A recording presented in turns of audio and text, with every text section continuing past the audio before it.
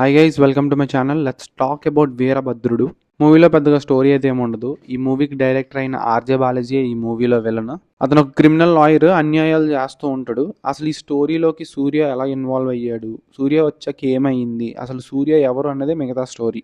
ఈ movie first half second half wise గా మాట్లాడుకుంటే ఫస్ట్ హాఫ్ డీసెంట్ ఉంటుంది. బికాస్ ఆ స్టోరీ సెటప్, సూర్య ఎవరు, సూర్య ఎలా ఇన్వాల్వ్ అయ్యాడు, అదంతా ఫస్ట్ హాఫ్ లో ఉంటుంది. సో డీసెంట్ గా ఉంటుంది, చూడాలనిపిస్తుంది. But the main problem starts in the second half. Story ఏదైతే ఉందో అది ఫస్ట్ హాఫ్ లో అయిపోద్ది. సెకండ్ హాఫ్ మొత్తం క్యాట్ అండ్ మౌస్ గేమ్ లా పెట్టారు, అది అంతగా వర్కౌట్ అవ్వలేదు. So second half is pretty okayish. ఇప్పుడు బాగున్న థింగ్స్ కోసం మాట్లాడుకుందాం.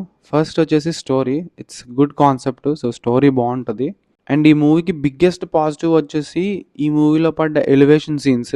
అందులో లుక్స్ పరంగా, యాక్టింగ్ పరంగా సూర్య killed it. And main important thing, ఈ మూవీలో background score by Sai Abhyankar super గా ఇచ్చాడు.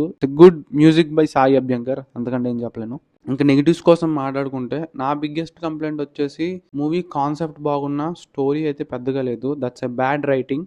ఇంకో కంప్లైంట్ ఏంటంటే విలన్ క్యారెక్టర్ ఏదైతే ఉందో అది హ్యూమన్ రియాలిటీలో ఉండదు. అండ్ ఆల్సో మూవీలో అంత సీరియస్ గా ఫిట్ అవ్వలేదు villain character. It's a big setback సినిమాకి అయితే. అండ్ ఆల్సో మిగతా క్యారెక్టర్స్ కూడా అంత ఇంపాక్ట్ ఏమి ఉండవు. It's bad writing. త్రిషక్ కూడా ఒక మంచి సీన్ పడలేదు మూవీలో మొత్తం. ఇంకా నా ఫైనల్ వర్డిక్ట్ ఏంటంటే నాకు మూవీ యావరేజ్ అనిపించింది. అది కూడా ఆ ఎలివేషన్స్, ఆ సీన్స్ ఉండడం వల్ల. ఎవరైనా ట్రై చేద్దాం అనుకుంటే ప్రైమ్ వీడియోలో ఉంది, watch it. That's it for the day. ఎవరైనా కొత్తగా వస్తే please do like, share and subscribe. Bye guys.